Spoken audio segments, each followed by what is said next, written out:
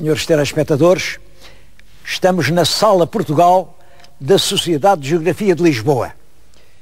É um dos monumentos cívicos mais importantes da cidade de Lisboa. Venho aqui não é para falar propriamente da Sociedade de Geografia, outra vez viremos aqui para isso, mas para me referir a uma pessoa, um homem, que é talvez o português mais famoso, mais empolgante da última década do século XIX. Entre 1890 e 1900, nenhum português é tão célebre em Portugal como este de que eu hoje vou falar. Alexandre de Serpa Pinto. Está muito ligado à Sociedade de Geografia. Ele não é dos fundadores da Sociedade, mas é ao movimento da Sociedade de Geografia que se liga o seu grande projeto, que é conhecer o interior da África. E é nisso que eu lhes vou falar. Como sabem, os portugueses estão em África desde os fins do século XV. Já o Vasco da Gama, na sua viagem para a Índia, tocou em África. No princípio do século XVI, há vários estabelecimentos portugueses, quer na costa ocidental, quer na costa oriental, mas sempre estabelecimentos litorais, quer dizer, que têm comunicação pelo mar com a Europa. Os portugueses não se aventuram muito para o interior, onde a África chega até ao século XIX completamente africana. Portanto, uma civilização original, mas muito rudimentar, régulos que dominam regiões sempre com guerras uns aos outros, e portanto o resultado das guerras eram grandes levas de prisioneiros, e esses prisioneiros só tinham dois destinos: ou eram mortos ou vendidos como escravos. Eram, portanto, essas guerras no interior da África que alimentavam o comércio da escravatura. Comércio que no tempo de Serpa Pinto ainda existia, pois uma das frases do Serpa Pinto no seu diário é: espero que a geração que vem depois de nós já não tenha que ver este espetáculo horroroso que é uma leva de escravos. E acertou, realmente estavam já a acabar os escravos. Esses tráficos, essas colunas de homens amarrados que eram levados para embarcar e vender para a América, tudo completamente à margem da ação do Estado. O Estado proibia isso. Bom, mas os negreiros arranjavam sempre forma de iludir as autoridades, esconder-se, fazer os embarques clandestinos, e a verdade é que o tráfico continuava, apesar de todos os esforços do governo português e dos governos civilizados, porque todos os governos estavam de acordo em acabar com a escravatura. Esse negócio da escravatura tinha muito a ver com os ataques que a Inglaterra estava a fazer a Portugal. A Inglaterra, muito interessada em dominar toda a África, havia um projeto, o projeto de Cecil Rhodes, que era dominar a África desde o Cabo ao Cairo. Como sabem, o Cabo é o extremo sul da África. O Cairo é uma cidade do norte, já no Egito. E a Inglaterra pretendia ter o domínio de todo o continente africano, desde lá de cima, o Cairo, até cá abaixo, o Cabo. É claro que, para isso, tentava afastar as concorrências. Todos os que já ali estivessem instalados tinham que ser afastados, e entre eles havia os portugueses. Os portugueses que também tinham um projeto. O projeto inglês é um projeto desde o sul até ao norte. O projeto português é um projeto desde Ocidente a Oriente. É o projeto desde Angola à contracosta. Desde Angola a Moçambique. É o mapa cor-de-rosa. A gente pensa em dominar a África no centro, desde a costa de Angola à costa de Moçambique. Tudo isso seria uma zona portuguesa. Isto contrapõe-se, claro, ao projeto inglês. Se o projeto inglês vai de norte a sul, o projeto português não pode ir do oeste até ao leste. Não pode. E é por isso que os ingleses começam a dizer: quem tem a culpa da escravatura são os portugueses, porque nas colónias deles deixam livremente passar as caravanas dos escravos. Não era verdade, não era verdade.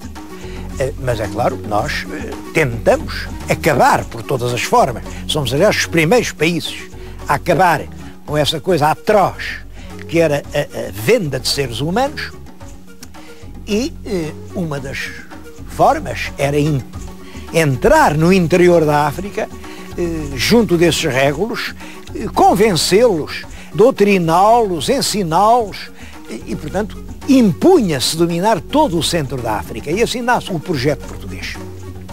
É esse projeto que se chama Mapa Cor-de-Rosa, que nasce aqui na Sociedade de Geografia.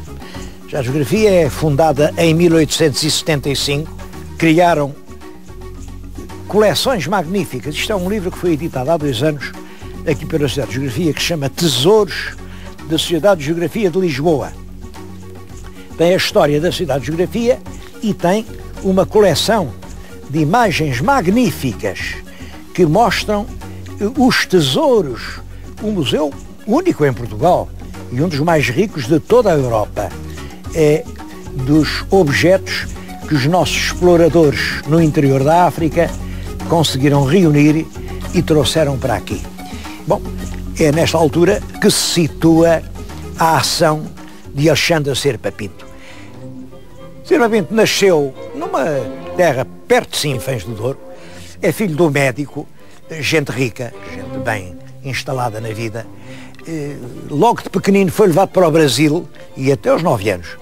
É na Bahia que ele aprende o seu primeiro português, depois volta para o Porto, mas tem uma ideia, tem uma ideia que é uma vida aventurosa, e vai para o Colégio Militar. É um aluno brilhante, mas terrível, terrível. Está sempre em conflito com os professores, zanga-se. Depois do Colégio Militar foi fazer os preparatórios para Coimbra. Da Universidade de Coimbra foi expulso porque ele era muito inquieto, muito vivo, e houve lá um lente que dizia que havia de domesticar aquele rapaz. Aí domestica, pois o rapaz salta-lhe em cima e dá-lhe uma sova no lente, imaginem. Claro, foi expulso da universidade, foi expulso. É um homem que toda a vida vai ter este problema das relações com os outros, e não se sente bem aqui. Pensa realmente nos grandes espaços, talvez seja uma saudade que lhe ficou da sua infância no Brasil, e quando se prepara uma expedição, mas isso é militar, em Moçambique, na Alta Zambésia, isto é em 1868, há na Alta Zambésia um problema com o régulo, o Bonga. O Bonga é poderoso, está a ser ajudado, não se sabe bem por quem, mas já tem armas modernas, e as expedições portuguesas que a gente manda para o submeter são todas destruídas. Bom, cria-se a terceira expedição, em 68, e o jovem Serpa Pinto, nessa altura tem 28 anos, acabou de sair a Alferes, quando ninguém quer ir, porque essas expedições eram terríveis. Havia sempre muita gente que ia e pouca gente que voltava. Ficavam lá, sabe-se lá como. E, portanto, houve muita dificuldade em arranjar soldados, e ainda mais em arranjar oficiais. Então aparece o jovem Alferes Serpa Pinto e diz: eu quero ir à Guerra do Bonga. Claro que foi logo para a Guerra do Bonga. Essa terceira expedição, apesar de ser importante, são 2 batalhões, um batalhão e daqui de Portugal, e um batalhão que veio da Índia, juntaram-se ali, e eram acompanhados por uma bateria de artilharia, portanto, um conjunto importante militar, mas essa terceira expedição é também completamente destruída como as outras. Morreu o comandante, número, ficou ali trucidado, há numerosíssimas vítimas, o próprio Serpa Pinto é ferido, e quando tem que retirar, há um episódio nessa guerra, quando ele retira, houve alguém que o chama, meu Alferes, e ele vê caído no chão e numa poça de sangue o impedido dele, que era o António, um soldado que estava ao seu serviço. Nessa altura, Hoje não sei como é, mas nessa altura cada senhor oficial tinha um soldado ao seu serviço pessoal. Era o impedido dele que estava ali ferido, sem se poder mexer. E chamava-se António. E o António disse-lhe: ó meu alferes, peço-lhe um favor, por amor de Deus, mate-me ou leve-me. Bom, este mate-me ou leve-me é porque os nativos, quando encontravam um ferido, aplicavam-lhe grandes torturas antes de o matar. Grandes torturas, cortavam membros, enfim, era horroroso o fim dos brancos que caiu nas mãos deles. Portanto, o rapaz, com medo disso, pediu ao alferes: leve-me ou mate-me.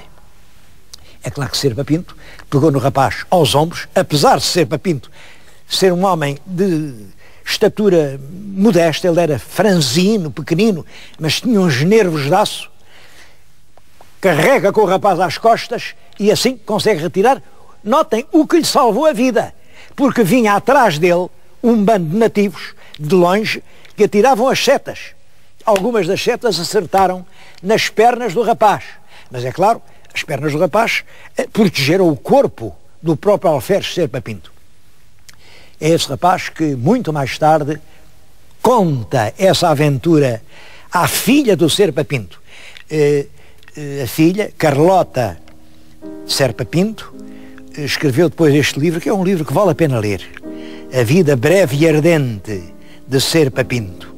É lá aí que nos conta esse aspecto da salvação do impedido António, que lhe contou ela própria.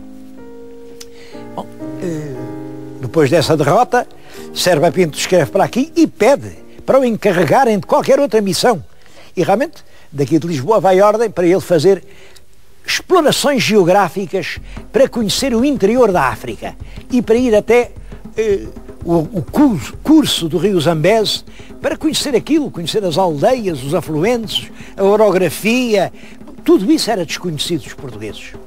Ele faz a sua primeira viagem, até que por falta de recursos e de saúde. Ele era franzino, aquelas febres do interior da África dominavam-no, e ele em 1870 regressa a Portugal.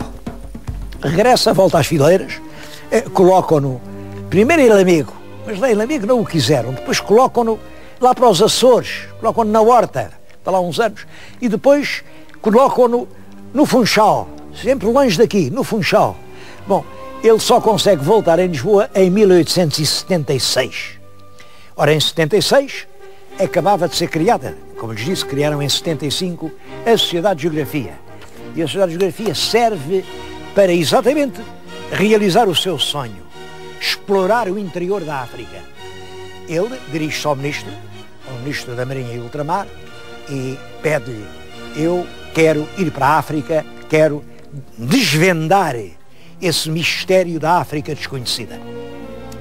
O ministro, secamente, pergunta-lhe: o que é que o senhor quer em troca? Ele diz: eu não quero coisa nenhuma. Porque realmente Serpa Pinto tem um desinteresse total. Desinteresse tão grande, eu vou-lhes contar um episódio que é pouco conhecido, já depois de célebre, já depois de herói, quando vai ao Brasil, a colónia portuguesa, que nessa altura é riquíssima e numerosíssima, oferece-lhe um grande banquete. Está lá todos os comendadores portugueses, são os banqueiros, são os empresários. Bom, e ele senta-se no seu lugar e quando vai desdobrar o guardanapo, vê que dentro do guardanapo está um papelinho, que ele vê que é um cheque. E o que lhe queriam dar dinheiro, e então diante de todos, solenemente retira o cheque do guardanapo, rasga-o em dois, depois os dois rasgam em quatro, os quatro rasgam em 8 e depois, quando são papelinhos muito pequeninos, deita-os no chão. É um homem absolutamente independente. Ele oferece tudo, não aceita que lhe deem nada. É nomeado para a expedição, que acaba por se fazer e sai de Portugal já nos fins de 1877. Sai com 2 outros oficiais, também encarregados dessas explorações no interior da África, e que são famosos.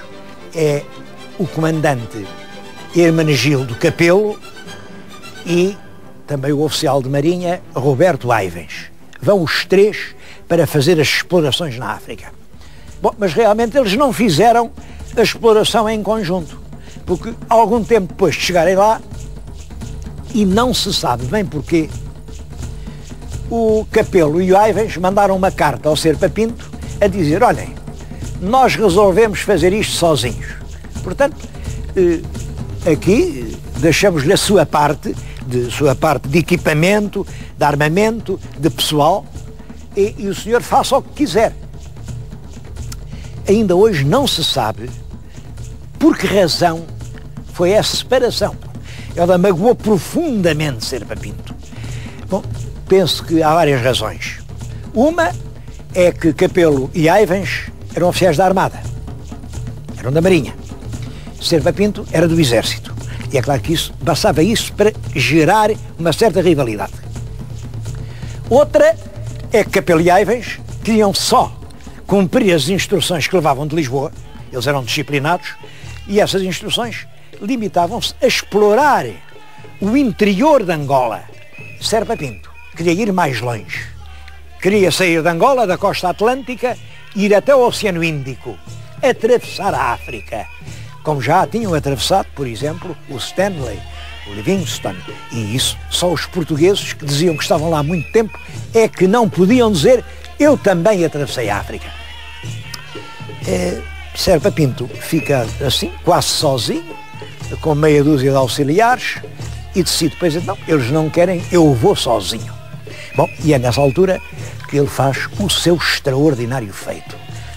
Parte da costa atlântica e durante quase 2 anos, através de sacrifícios extraordinários, no meio de ataques de nativos, passando muito tempo de fome e, sobretudo, sempre consumido pela doença. Ele passou semanas a delirar, a arder em febre, mas nunca parou, mesmo às portas da morte. Exigia que, numa padiola, os seus servidores o levassem pelo sertão dentro. Tudo isso ele conta-o neste livro. Tenho aqui a primeira edição, Como Eu Atravessei a África. São 2 volumes. É um relato pormenorizado e que está enriquecido pelos desenhos, que ele desenhava bastante bem e, portanto, não só observava cientificamente tudo, como ia desenhando os costumes das tribos indígenas, os acidentes geográficos. A Sociedade de Geografia possui hoje os manuscritos que ele, era escrito por ele durante essa dramática travessia. Tem aqui uma coisa para pôr a caneta com que escrevia e depois aqui está. Isto são desenhos, os tais desenhos que ele fazia à pena, desenhos muito bonitos, são documentos únicos. Este álbum nunca foi publicado. Outros tesouros aqui da Sociedade de Geografia relativos a isso, este volume, repare, este volume, isto é um tesouro, é uma maravilha.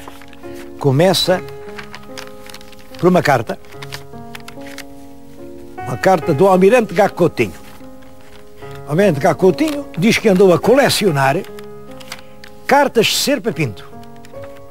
E estão aqui, todo este volume são cartas, algumas delas extremamente secretas, de Serpa Pinto, sobre a nossa posição em África, sobre os seus projetos, sobre a sua travessia, sobre os seus atos de heroísmo, sobre as suas relações com a Sociedade de Geografia, com o governo português. Isto nunca foi publicado. Dizem-me agora que está em curso o projeto de publicação. Acho extremamente importante reproduzir isto, que faz parte da história de uma das mais corajosas atitudes assumidas pelo nosso país no século XIX. Quer dizer, quando toda a Europa industrial, resolve repartir a África, cada um fica com o seu quinhão, esquecidos de que Portugal já lá estava, há em Lisboa uma geração de intelectuais que diz: alto, nós aí também temos uma palavra a dizer. Na África, nós já lá estávamos quando vocês lá chegaram, era verdade. Mas isso pouco contava. A razão é de quem tem o canhão. E era assim mesmo. Os franceses, os belgas, os alemães, os ingleses, cada um dizia: isto é meu. E são estes homens que conseguem que na nova partilha da África também uma parte fique com a bandeira portuguesa.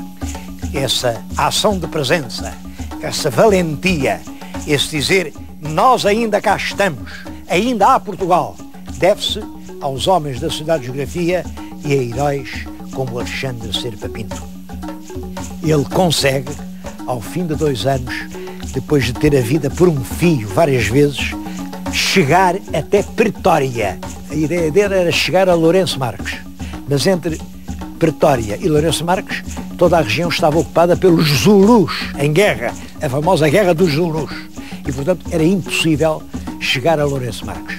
Mas ele faz a travessia, desde Angola até Pretória, e esse feito, essa notícia que chega a Portugal, empolga os portugueses. Afinal, Portugal ainda tem heróis. A isso deve Serpa Pinto a sua enorme popularidade. Foi essa a segunda ida de Serpa Pinto à África. A terceira foi 10 anos depois. Em 1888, o governo encarregou de ir outra vez ao interior da África, entre Angola e Moçambique, para estabelecer os planos para um caminho de ferro que se projetava fazer. Ele cumpriu, foi, a certa altura aparece-lhe um inglês, um comerciante, a dizer, olha que está no país dos Macololos e o rei dos Macololos não o deixa passar. E eu tenho que lhe prevenir, o rei dos Macololos está sob a proteção de Sua Majestade Britânica. Serpa Pinto respondeu por escrito, uma carta muito elegante, ainda bem que está sob a proteção de Sua Majestade Britânica, porque a Inglaterra é uma velha aliada nossa, velha e antiga e sincera, e, portanto, não vai deixar que o rei dos Macololos nos faça mal nenhum. E avançou. Avançou, claro, foi imediatamente atacado.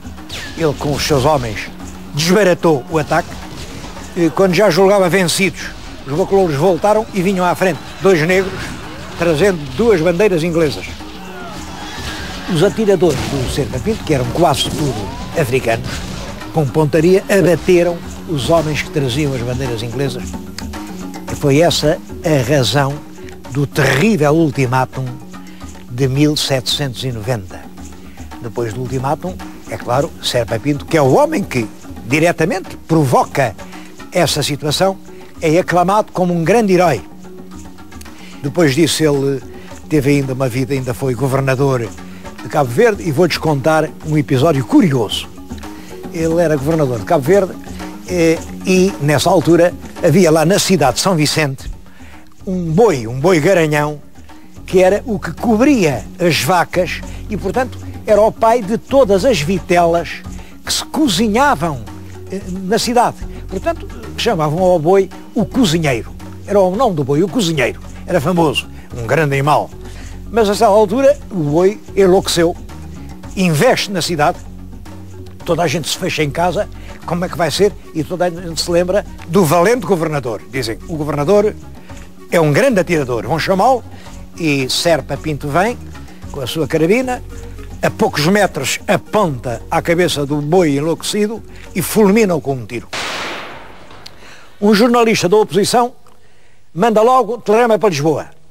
O governador matou o cozinheiro. Aqui há um escândalo político. No Parlamento, um deputado increpa ao governo. Então, como é possível? A que tempo chegamos? Já os governadores matam os seus cozinheiros? Um jornal da oposição põe mesmo. No nosso próximo número vamos publicar a infeliz viúva desta vítima e as criancinhas que ficaram numa triste orfandade. Bom, o governo realmente entra em crise. O que é que terá feito Serpa Pinto? Até que chegou um telegrama. Não, cozinheiro é só o nome do boi. A verdade é que Serpa Pinto é um homem de uma extraordinária popularidade e eu queria acabar o programa lendo-lhes um pouco de um artigo que é publicado num grande jornal francês do tempo, que é Le Temps. Fala na popularidade de Serpa Pinto, dizendo o seguinte: a população compra o retrato de Serpa Pinto. Encontra-se esse retrato em toda a parte. A sua face enérgica está nas paredes, nas lojas, nos barcos, nos tramways, nas gares, anda estampada nos lenços, nos botões de punho, nos alfinetes de gravata, nas loiças. Em Portugal é mais do que um homem célebre, é um herói popular. Nas cidades, as vilas, as aldeias de todo o país deram o seu nome a uma rua, uma praça. Nos discursos que lhe são feitos, no decurso dos banquetes e recepções que lhe são oferecidos, os oradores nunca esquecem de fazer recordar que a sua nobre conduta deu de novo confiança à pátria e esperança àqueles que pensam que o país do Vasco da Gama pode renascer, crescer, desenvolver-se e encontrar de novo a sua grandeza primitiva. A verdade é que o nome de Serpa Pinto soou de novo como um toque de clarim sobre o Portugal adormecido. Hoje a memória de Serpa Pinto, para os portugueses, é pouco mais do que um nome de rua aqui no Chiado e em algumas cidades e vilas do país. Mas é, como dizia o cronista do Letã, foi um toque de clarim a despertar os portugueses para o que ainda pode ser verdade, sermos de novo um grande país.